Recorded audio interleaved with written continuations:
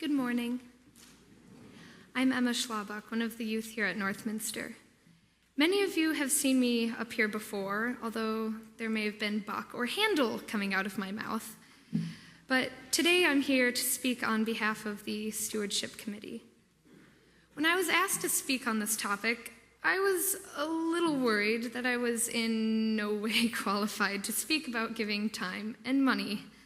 As a busy honors student in high school, those are both limited resources. So I got to thinking, what have I done?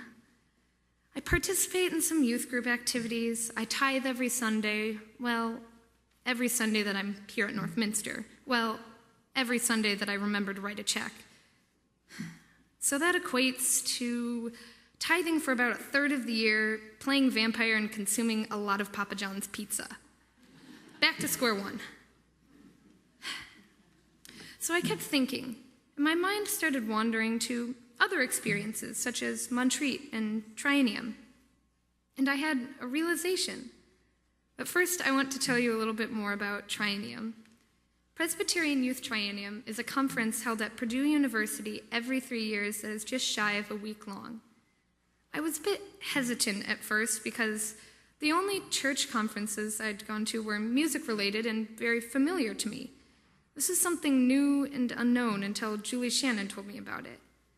I decided it was worth going to because I was free that week in the summer and my best friend Emily was going.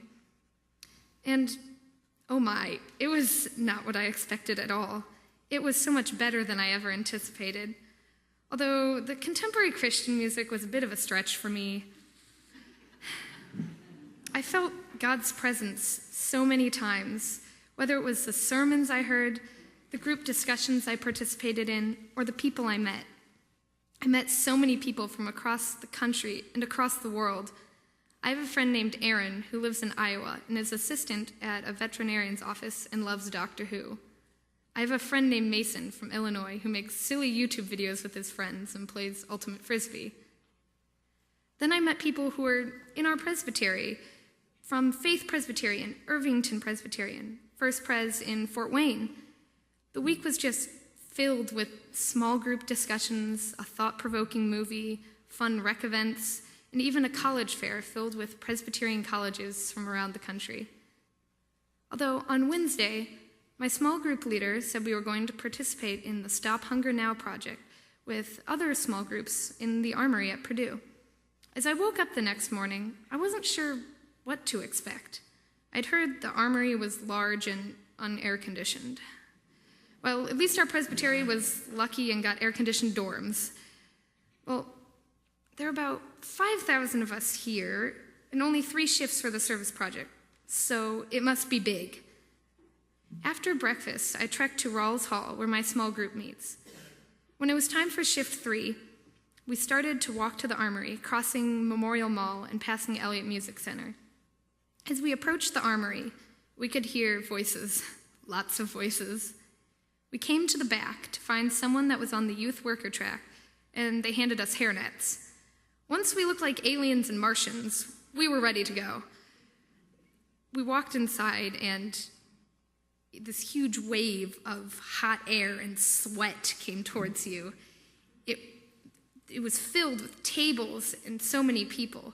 On each table, there was a huge container of rice and a huge container of soy.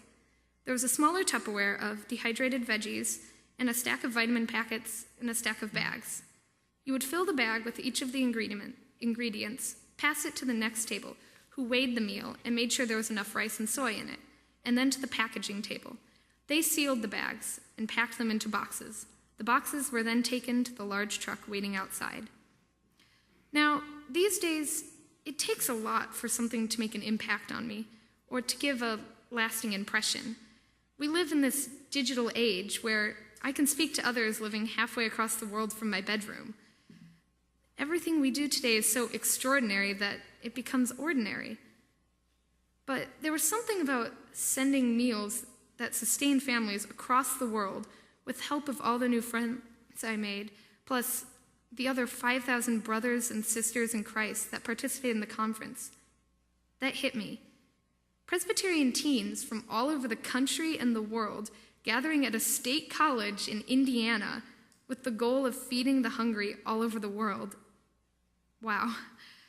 As we left the armory, coated in sweat and having interesting hairdos from the nets that seemed to last all day, my friends and I talked about the other mission projects and stewardship we had done through our church and youth groups. And that's when I realized that all over the country, we were all doing small things.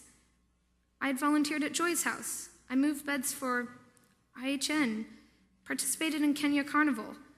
I visited the Dayspring shelter, and I give to Super Bowl of Caring. These small sacrifices of time add up, and they really do make a difference in the community and in the world. Your gifts help us renovate Joy's house. Your gifts give people homes in our community. Your gifts impact and create experiences for the youth, the next generation. It's scary to think that I am the future. We are the future. Your gifts equip children and young people like me with the skills to do so much. And when the youth are given skills by the church, we give back. Your gifts of money and time add up, big or small. Whatever you can give, plus a little more, makes a difference. Your gifts and love of Christ create a better world right now, and your gifts and love of Christ create a better world tomorrow. Thanks be to God.